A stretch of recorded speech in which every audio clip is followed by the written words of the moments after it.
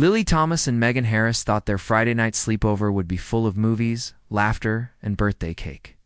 But by sunrise, their names would be etched into the town's darkest nightmare: the innocent girls trapped in a house.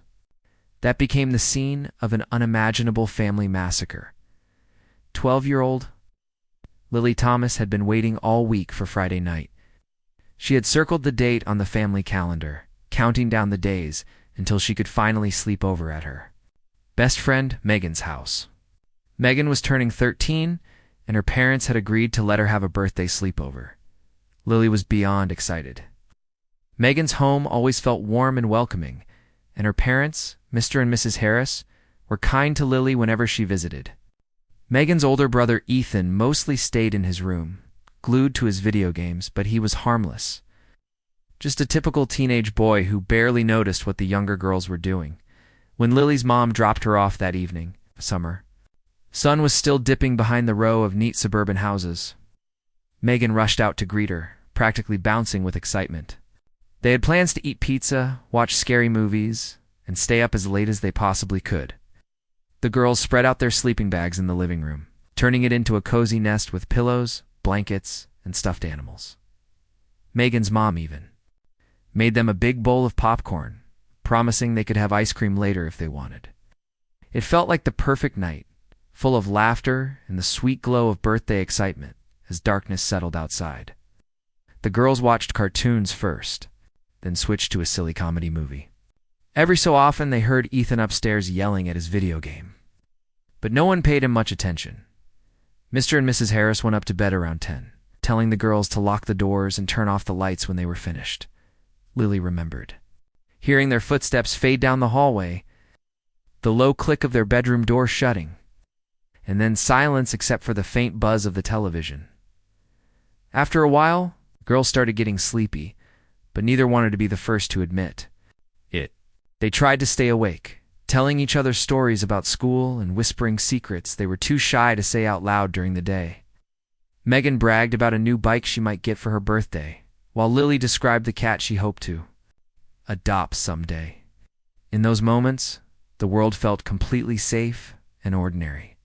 There was nothing to fear, no reason to imagine anything bad could happen. Finally, sometime past midnight, they nodded off in their sleeping bags, the TV still flickering with cartoons. Outside, the neighborhood was quiet, most porch lights already dark. No one noticed a faint creak as the back gate swung open. A gentle breeze rattled the fence, and then the handle of the back door turned with barely a sound. The girls slept on, unaware of the danger now moving closer. Inside, the house seemed peaceful, but something terrible was about to break that calm forever. The open door let in a cold breath of air as a masked figure stepped inside, carrying a worn hunting knife in a small duffel bag. The intruder paused, taking in the layout of the kitchen, then slowly walked forward with measured steps. Upstairs, the Harris family slept soundly, trusting their safe neighborhood to keep them from harm.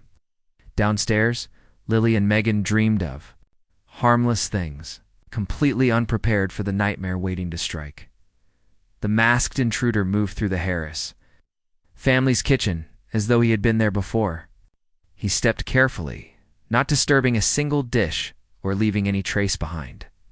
The faint glow of a nightlight on the counter lit up part of his path, but most of the house was dark and silent. His breathing was steady, almost calm, like someone on a practiced mission. His gloved hand tightened around the handle of the hunting knife, and he scanned the rooms methodically, pausing by the entryway to listen. He heard only the soft hum of the television in the living room where the two girls lay sleeping, the occasional muffled shout of Ethan upstairs, and nothing else. Instead of moving toward the living room, he turned toward the stairs, climbing slowly so the old wood would not creak beneath his weight. Each step felt like a countdown. At the top of the stairs, he paused again, looking toward the half-open door of the master bedroom. Through the gap, he could see the faint outlines of Mr. and Mrs. Harris asleep in their bed, completely unaware. The intruder slipped inside, barely a whisper of movement, raising the blade without hesitation. In one swift motion, he struck, delivering a deep and fatal wound before the victims could even register what was happening. Mrs. Harris barely had time to shift in the sheets before she was silenced. The room fell still, the warm family home, transformed in an instant into a slaughterhouse. In the hallway, a light from under Ethan's door still glowed. The masked intruder stepped out of the master bedroom, blood soaking into his gloves, and moved toward it. Ethan was awake, oblivious to what had happened just feet away. He had his headphones on, staring at the screen as his game played on. When the door slowly creaked open, Ethan turned around, confused and surprised. For a moment, he thought it was his parents checking on him, but the figure standing there was wrong. Before he could react, the attacker lunged forward, sending Ethan's chair crashing backward. A brief struggle followed, loud enough to send vibrations through the floorboards, but too short to save him. The blade plunged again and again until Ethan's body went limp, collapsing among spilled energy drinks and broken gaming gear. Downstairs, the commotion reached Lily in her sleep. She stirred, opening her eyes, disoriented. The sound of a crash, then a sudden silence, made her heart pound. She glanced at Megan, still snoring softly beside her, then tried to listen. Everything felt wrong. Slowly, she unzipped her sleeping bag, stepping into the darkness with only the flickering TV light to guide her. As she crept toward the staircase, she saw a shadow moving down, stained with something dark, carrying the glint of a knife. Lily froze, her throat tight with terror. Before she could scream, the masked figure was upon her, gripping her wrist in a hold so strong it felt like iron. The intruder yanked Lily into the kitchen, forcing her into a chair and tying her up with thin nylon rope pulled from the duffel bag. Megan was still unaware, a moment of peace before the horror reached her too. The masked stranger worked with a disturbing calm, as if he had rehearsed every move. He checked the knots on Lily's wrists, then turned away, moving back toward the living room where Megan lay. In that instant, Lily's heart sank. Knowing they were both trapped in a nightmare neither of them could ever have imagined, Megan shifted under her blanket. Half awake, sensing a strange tension in the room, but unable to open her eyes completely. Her mind was slow to process what was happening, still wrapped in the comfort of sleep. The faint blue light of the TV danced across the walls, casting strange shapes that made everything look unreal. Just a few feet away, Lily sat tied to a chair in the kitchen, tears spilling silently down her face. She could barely breathe, her chest tight with terror as she watched the masked figure approach Megan. Every step felt drawn out, as if time had slowed, making the moment even more horrifying. The intruder loomed over Megan, pausing to observe her like a hunter studying prey. There was no rush in his movements, only a cold certainty that he controlled every second of what would happen next.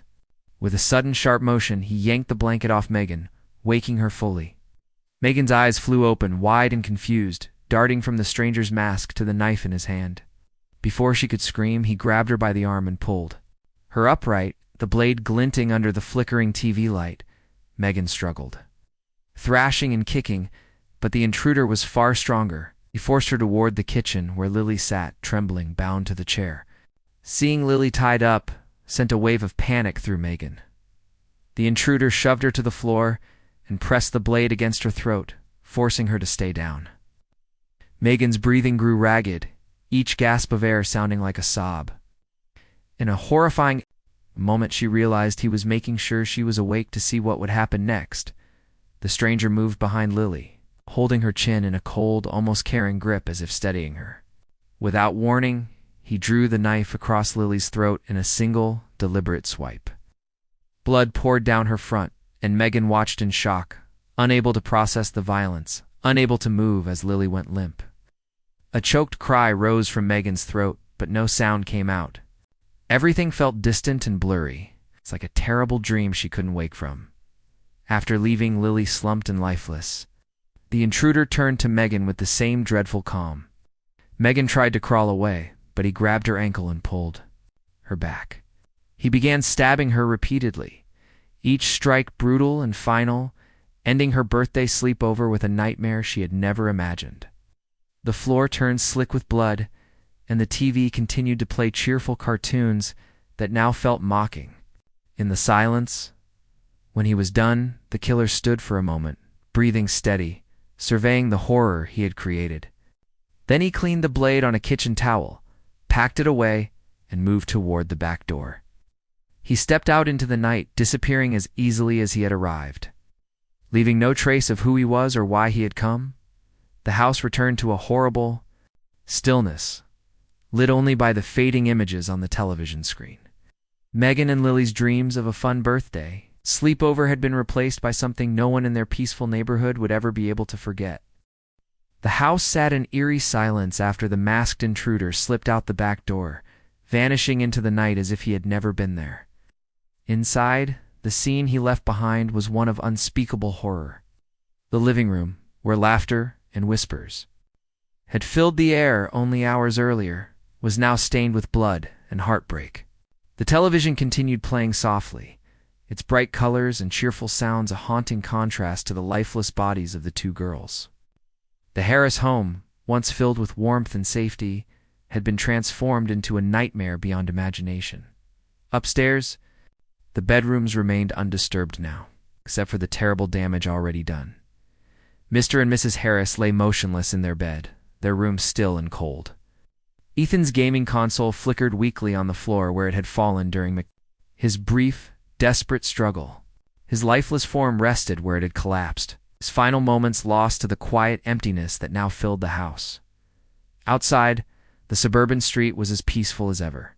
The neighbors slept soundly behind their locked doors, unaware of the tragedy that had unfolded just steps away. No dogs barked, no lights flickered on. The masked figure had come and gone like a dark wind, unseen and unheard. The only sign of his presence was the devastation left inside the Harris home, a grim reminder of how quickly and cruelly safety can be stolen. Hours passed, the night dragging on, until finally the first light of dawn crept over the neighborhood. The sun rose on what should have been a normal Saturday morning, casting long shadows across the quiet street. Lily's mother arrived just after sunrise, eager to pick up her daughter.